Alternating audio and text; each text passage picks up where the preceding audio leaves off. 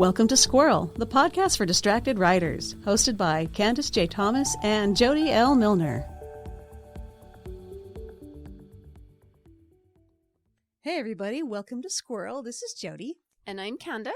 And today is the day after Mother's Day, and Happy Mother's Day. Happy Mother's Day to you. Did you I would love to ask if you had a wonderful Mother's Day, but it hasn't happened yet. Well, but here's how Mother's Day goes. It's always very small. I guess we'll have to see how my Mother's Day actually went. I have high hopes. Actually, I have no hopes. I have no idea how it's going to go. But this is the perfect time for us to show some love to all of our writer mom friends. Yes. Coming in. There's a lot of us. There's a lot of writer moms out there. So this week's episode is all about helping moms balance family life and writing goals. Which is impossible. It is a delicate balance. So Candy and I were both moms. Yes. Who had young kids and babies at the time we were trying to write and publish. And so we do feel we have some unique insights. Yes. On the topic. Was your writing when you had little kids to escape to a different life so you didn't have to think so much about the little ones? It might have been a result of a tiny midlife crisis, yes. Yeah, I mean, I felt like I was losing myself. Yeah, and exactly. I needed to have an outlet, and it was cheap and available. I got a really great idea. I started writing it when my oldest was 2, and then I got pregnant and then didn't start writing until I had my baby again. And then I wrote for like 3 years or so. I make you a bet you're going to be a lot like my story, where you'll get really fired up and you'll kind of frenetically dive into something, and then you'll have to put it down and you won't be able to pick it up for like 2 years. I had to, yeah, exactly. I had to focus on little children. Mm-hmm. And the keeping tiny humans alive is exhausting. Tell about my little experience here with my 2 kids. So, I mean, they're 3 years apart. So my oldest, she was like potty trained, but then we had a baby, and then she's like, well, forget this. I'm not going to do this, or would constantly body slam the baby. This is... Oh, yeah, sure. Little sibling antagonism. Yeah, I think until they actually got older, I think my oldest was always trying to kill my youngest. It keeps you on your toes. There's a whole thing. There's a hypervigilance. There's always been a rivalry with those two. If they are quiet, you need to go check. Yep. Every single time. And you have 3 kids. I have 3. Yep. And so at least we got one out of diapers before the next one. So we never had all 3 in diapers at the same time. That's lucky. But we did have a lot of diapers. Just a lot of diapers. Years of diapers. Years and years and so years. They don't have to do that all right. anymore. So I think everyone's experience with trying to be a creative individual and also trying to manage a family and being a mom is different. And so I'm curious, what was your biggest personal struggle? What did you feel was the hardest? Being both. That's really what was hardest for me, because I've always tried to keep that separate. I wanted to focus on my children, and then when I had time, I was going to focus on my writing. I never wanted to make them feel that they were being excluded because of my writing. And I got published, I believe, my youngest was 5. So that's still a lot of growing that these humans need to do, and I wanted to make sure that they focused on that. And so they know that I'm a writer, but they don't know how big of a writer I am. And so when their friends find out that I have written books, they think I'm a celebrity. Like, I'll go to plays and stuff, and they're like, oh my gosh, your mom's here. I want to read her books, and things like that. Well, my kiddo will be on a Discord call with one of their little cute friends, and they'll be like, "Can we see Mama Minty?" Because that's kiddo's nickname.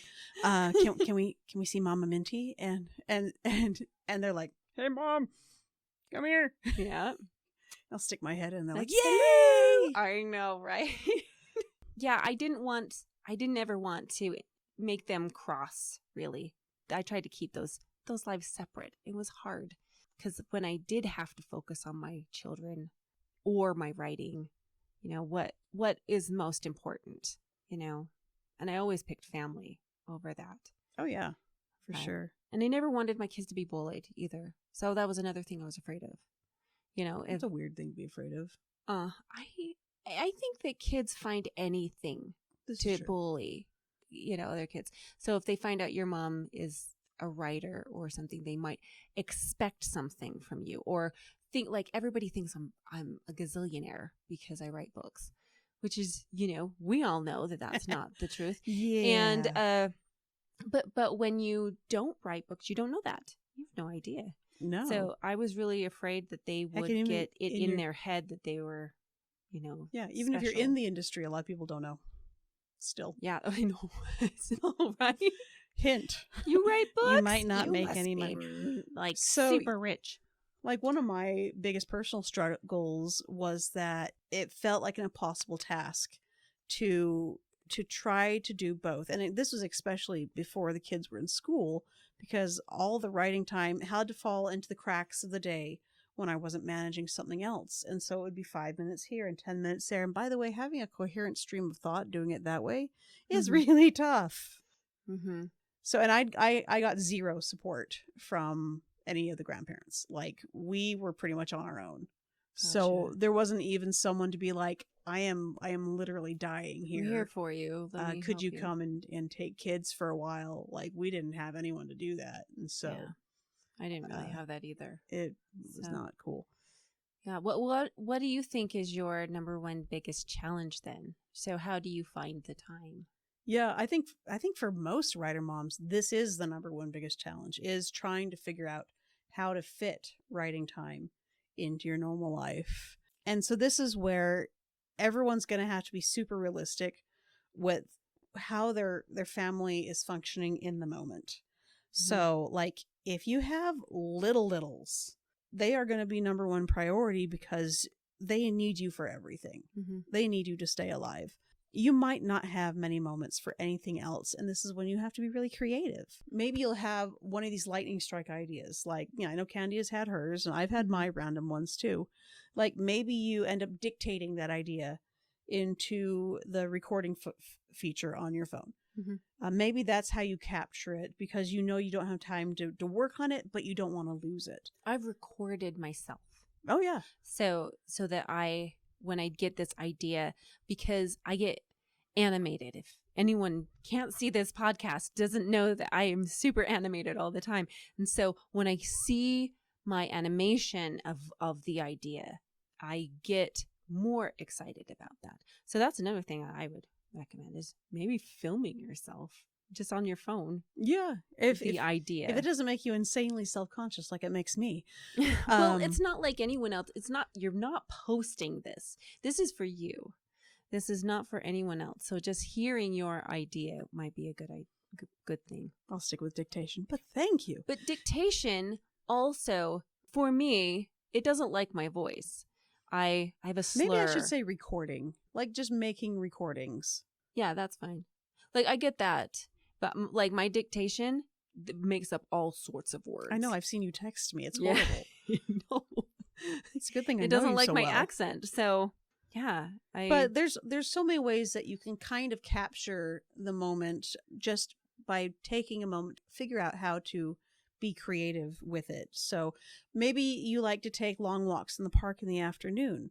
Well, if you've got a really young kiddo that you can keep in the stroller, great. You can listen to your audiobook. You can listen to something to refill your creative well.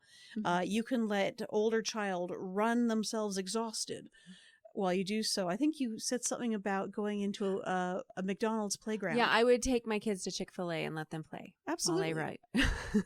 When I was on a deadline. Yeah, it was air conditioned. And there was ice cream. Know and they thought it was amazing. They're like, can we go to Chick-fil-A? I'm like, yes, let's do it. There was we would go to Classic Fun Center. We'll be fine. Because my kids were a little too old for like Classic Fun playgrounds. Center is roller skating. Yeah. So for those who are not local, Classic Fun Center is a roller skating arena that has also a bunch of inflatables and laser tag and whatever. And it is crazy loud. And there's like fog and effects and lasers and like this thrumming music that's just oomta, oomta, oomta. And for some reason, my creative brain can work in that environment where if I'm home and it's quiet, but I can hear one random noise in the corner of the house and I can't figure out what it is, that's distracting. But I can work in the oomta, oomta, oomta. And so a lot of the Stone Bearers series was written and edited in Classic Fun Center while my kids were running around on a random weeknight. Like, because I could be there for 3 and 4 hours. Mm-hmm. And as long as I fed them, they could stay happy for a very long time, which was awesome. That's so cool. I know when I'm trying to find time. So I sacrifice my mornings. Is my kids are in a place where mornings are not important to them. They want to sleep in, right? They're teenagers and they don't want to, that's just not their life. I know that I can get up just in the morning when my brain's fresh, but that is a dedicated time where I'm not ignoring them. And right now, my kids are in this place where they need to talk things out. And nights are filled with these dramatic, Mom, I need you. I need to talk this. We need to, I don't know how to solve this problem, that kind of stuff. Yeah, nighttime's when things fall apart. Yeah. For a lot of things. It's just not a very good time to write. So I know that I'm alone. It's just me and my cat in the morning and we can get things done. That mornings are where I am now. I really do I work best in the mornings as well. But my kids had a sixth sense. Like I'd be like, oh, I've got this great idea. I really want to work on it. I'm going to wake up at 6 tomorrow. So I have like an hour before they have to wake up. That would be the morning they woke up early. Every single time. And I don't know, like I made no noise and they would still, it's like they know. Yeah. So you kind of have to be patient with everybody because chances are your best laid plans will get ruined.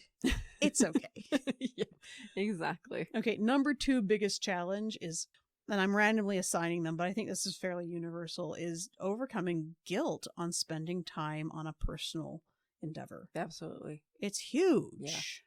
I mean, it's a writing question, but it's kind of an overarching problem with a lot of us moms. Oh yeah. Honest. We're expected to lose ourselves in the taking care of our kids and our homes and all the extracurriculars. And we're expected to do that. Yeah. There's a sacrificial nature within me as a parent that I want to make sure that I can provide, everything for my little humans.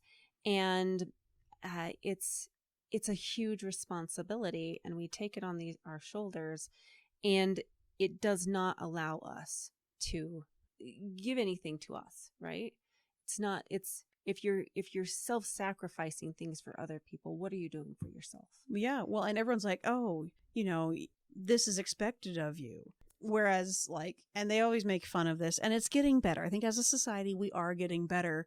But if we do something that's completely expected, like taking kids to a fast food place, sometimes we even get sneered at. You should be feeding your child a healthy meal at home. But if the dad or the uncle does the same thing, like, oh, you're such a good dad. That's a complete tangent. But it falls under the guilt umbrella where nothing we do can ever be good enough. And so when we have to step back and be like, but I need time to refill my well, or I'm a grumpy little gremlin. Yeah. And I turn into a grumpy gremlin quite often if I don't get any sleep. Yeah. And there's an acceptance that we need to come up with. We are writers. That is part of us. It is part of our matrix. It's part of showing ourselves self-care and self-love, I think. Yeah, exactly. We need to accept that. Of course, I don't want my kids to, blame, the fact that I would put writing first and with their therapist, but I want to make sure that my happiness, it shows when it reflects on them.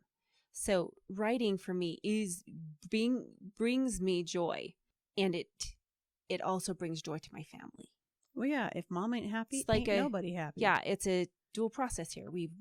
It's a functioning wheel that has to keep on turning. If you're not happy, then your family will know you're not happy. Well, and I also think it's powerful for kids to see parents having these other goals that are not just circling the kids themselves. Mm-hmm. Like to see the parents volunteering or to see the parents doing something that they're loving and passionate about.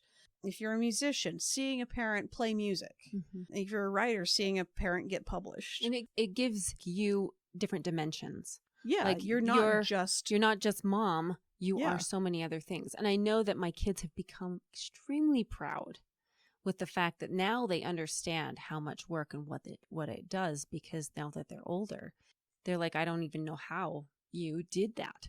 They don't recognize that it was a huge endeavor. Yeah. But now they do. Now they appreciate that. And I'm glad we got to this point, because I never thought that they would. I never expected them to recognize it, but now they see all the hard work that I do. Well, they're becoming adults too, and they're starting to figure out. They're going, man, life's hard. What they like. Adulting is hard. And how did you do this, Mom? That's what I want.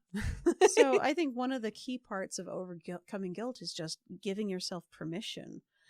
That said, I think you also need to be very reasonable with the amount of time you do choose to take from the family.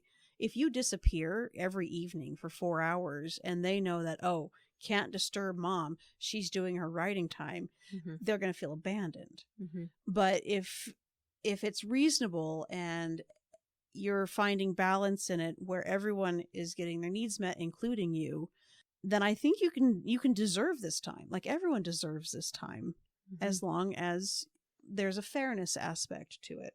Yeah. So number 3 you have here as creating a supportive environment. Oh. How do you do that, Jody? I think this goes hand in hand with overcoming guilt. I think mm-hmm. being able to ask for your needs is key. So this is a communication issue. I used to think I could just sneak it in. I could do it when no one was looking. I could get away with slipping away to my computer here and there, and no one would really notice that was what I was doing. And then all of a sudden, poof, a book would appear and everyone would be surprised. Yeah, that's not how this works. But trying to be sneaky is exhausting, because you're always going to feel like you're going to get caught and you're going to get in trouble. And then they're going to be like, wait, you've spent how many hundreds of hours on working on this when I asked you to do this? So this is when you really do need to make your wants and wishes known with your partner.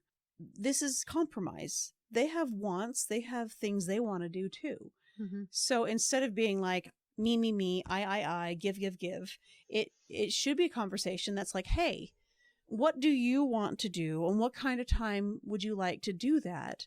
Okay, here's what I want to do. And this is the time I would like to do that. Let's work out the compromise. And then all of a sudden you're working together for both of you to reach these creative goals. Mm-hmm. And if we don't have the conversation, we'll never know. Mm-hmm. One of I feel the most important discussions that I had when I entered a marriage was my husband wanted to go play sports. And I was like, very encouraging of that. You go out, you need those endorphins, you need to feel and get that energy out. And he became just such a better person. And when I encouraged that activity, he also, on the other side, encouraged my activities. Yeah. So there's always been, when I wanted to write, even though he finds it silly, not really, but he doesn't read fantasy. But he loves you. Yeah, no, he loves that writing makes me happy, and he can tell.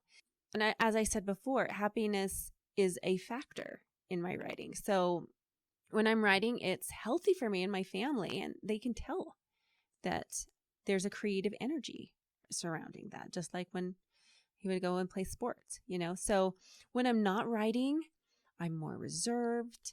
I'm less chatty. My brain is always thinky. When I'm writing, I'm very open. I'm very responsive to what's happening. And my whole family life improves just because we have this, we work together as a family to make sure that I can get that, healthy that sense of exercising. Fulfillment. Yeah, exactly. So working together and figuring out what can work in order to make everyone happy. This is the practical portion of the episode, just talking about some strategies we've used that made finding this creative time work as a mom.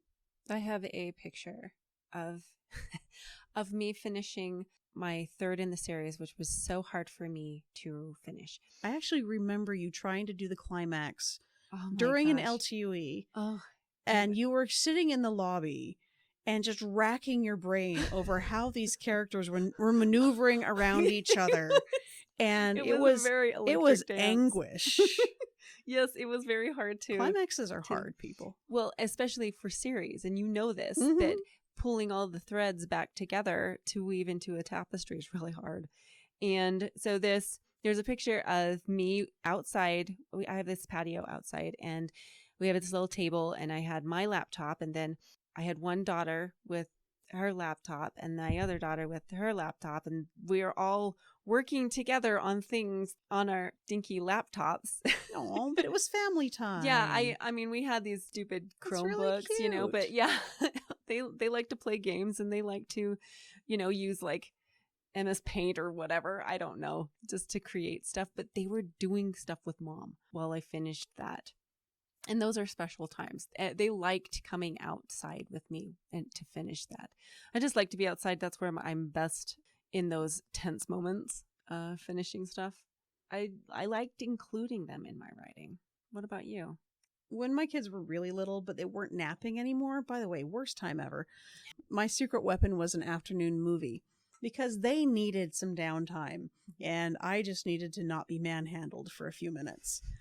And so they would cuddle in and watch a movie. We watched Cars, the original Cars, more times than I care to admit. That was the go-to favorite for a really long time. But they would cuddle in, and then I could work on my laptop, and like, they were happy, and they needed the downtime, and they were happy I was there with them, and I could kind of have time to myself while still feeling like we were doing something together. It's almost the same. Mm-hmm. I mean, they were doing something more productive than snoozing in front of the movie they've seen a dozen times, but like, it was the same idea of being together and being able to embrace the moment, but still use the moment to recharge myself as well. But if we're going to be really honest, like, I didn't actually start making progress on finishing my first book until my youngest finally went to kindergarten. He went to kindergarten in 2016, 2017, and the book came out 2018. Oh, yeah. And I'd been working on it for 10 years. And it wasn't until he hit kindergarten that I could finally pull all the pieces together and make it make sense. I get that. So what are your final encouragements then? Final encouragements. It can be tough, but everything that's tough is worth it. Finding this time, find fulfillment, and find a creative outlet.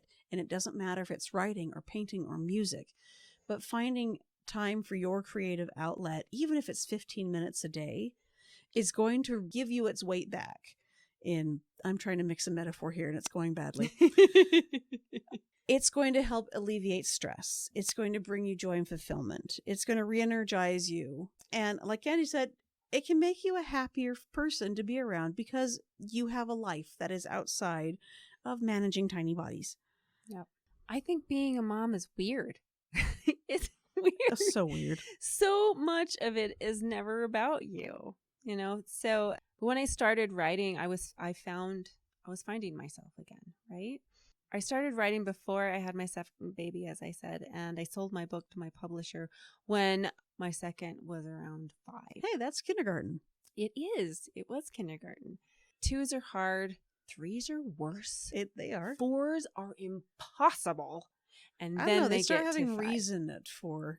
Well, yes, but then they it's use like it against you. They don't have the routine of school yet, so it's like, right? They start to figure out more. Oh yeah, they're smart. Yeah. Unfortunately smart. Yeah. So I was writing during all that time as a way to reconnect with me as a creative person. So I could identify my identity was not just mom. It was also, me. However, if you talk to my kids, I promise you they will never say I sacrificed their upbringing for my writing. I included them honestly all the time.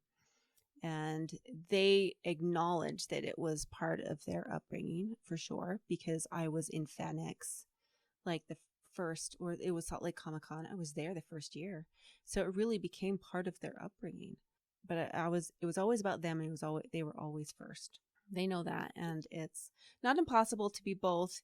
I think it's healthy to be both. Just find what works best for you and your family. And honestly, it makes you a cool mom. Right? I think it does. Right? When your teenagers' friends come over and to your booth and go, oh my gosh, can I get a picture with you? I know, right? I'm like, you were just at my house. Why do you think that this is cool? You were just on this panel. Yeah, because now it's legitimate. Yeah. Now I'm a person. I wasn't a person before. Well, this was fun. I hope you and yours have a great Mother's Day, or had a great Mother's Day. A great Mother's Day, and I hope you find time to put more creative time in your life.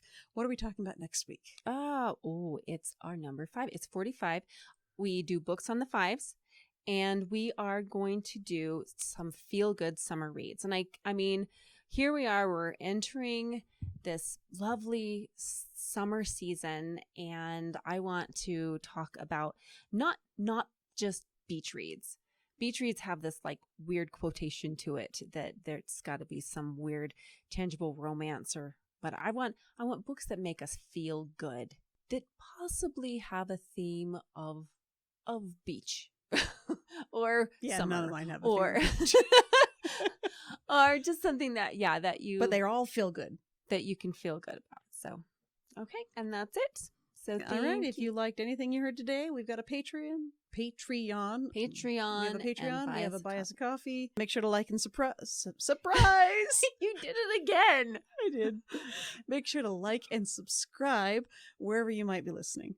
We hope to see you on all of our platforms. So thanks, guys. All right, this has been fun. Bye. Thank you for listening to the Squirrel Podcast for the Distracted Writer with Candace J. Thomas and Jody L. Milner. Please like and subscribe to our podcast for updates and new episodes, and find more information at our website, squirrelpodcast.com. Stay distracted, everyone.